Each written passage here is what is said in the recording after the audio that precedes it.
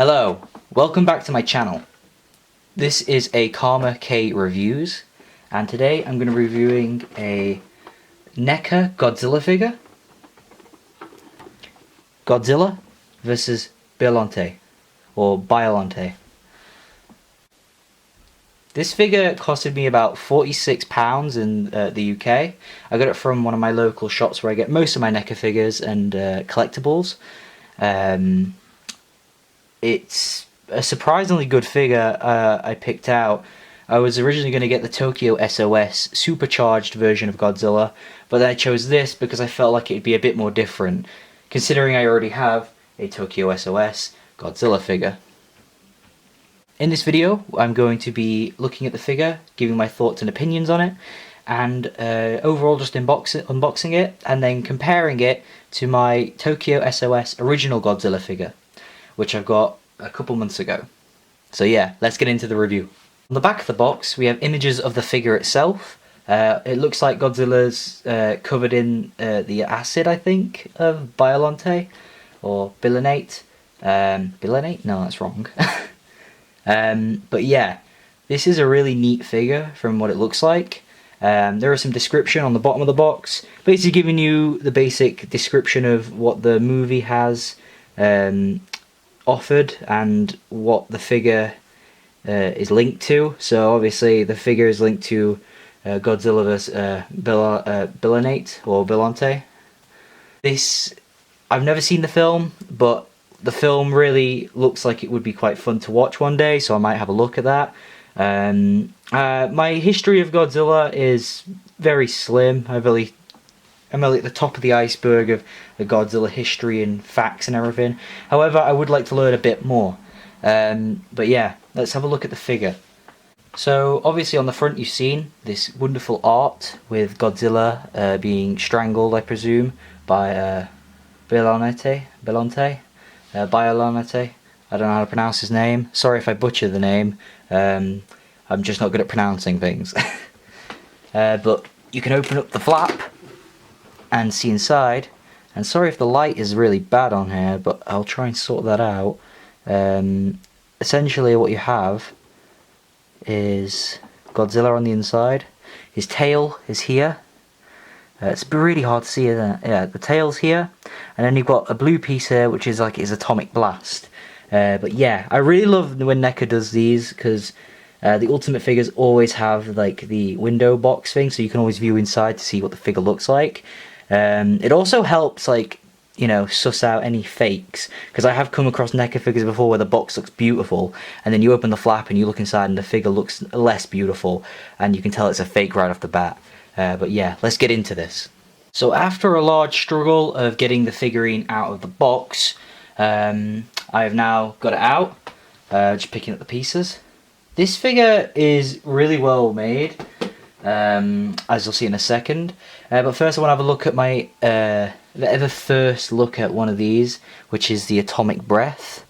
It's like a blue plastic piece, still no movement in it. But this will go into Godzilla's mouth, I presume, later on. And we'll have a look at that. Really beautiful design. I love the swirly effect on it. I can't wait to use that for some photos later on. But yeah. This is the figure in full form. I love the design of it. The tail was a bit tricky to get on. The dorsal fins here, you see, were a pain for my fingers. I don't know if you can see the marks on my fingers around here. I was really pushing it together. I used hot water to get on the ball joint to get it more soft to go in. But I pushed it in and it's pretty good so far. It's not falling out or anything. So once it's in, it's quite firm.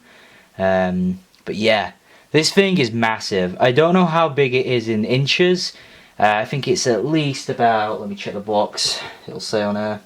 Would say that the figure itself is at least about 7 to 8 inches tall. About your average normal Neca figure from an Ultimate, in my opinion.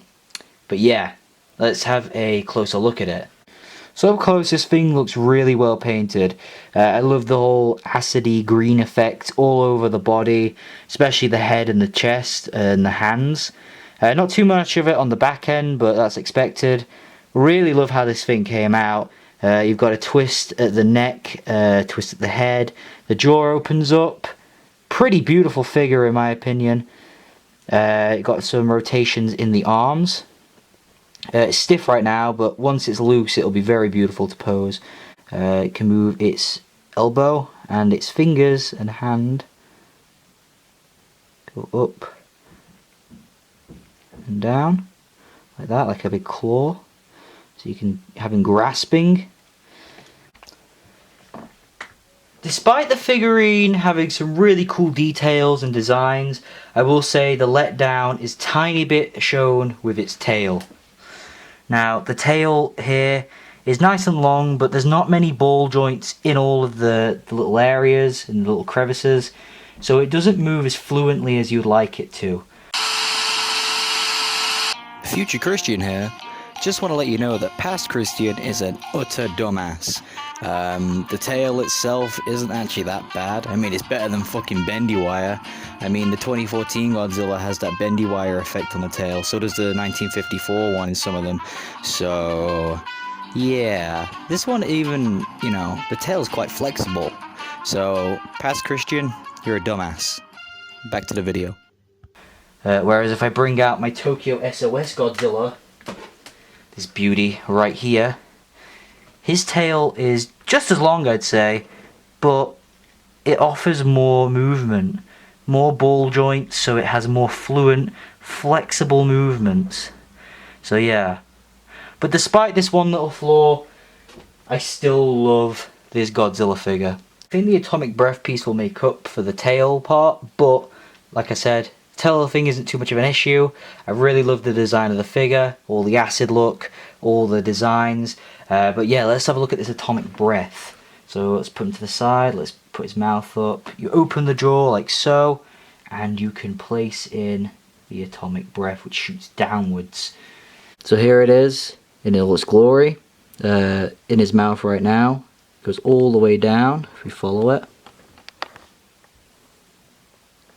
To the tip right there that you see. Really beautiful design on that. I really love it. I'll definitely be displaying it with the atomic breath. But yeah. This was the Godzilla vs Biollante figure.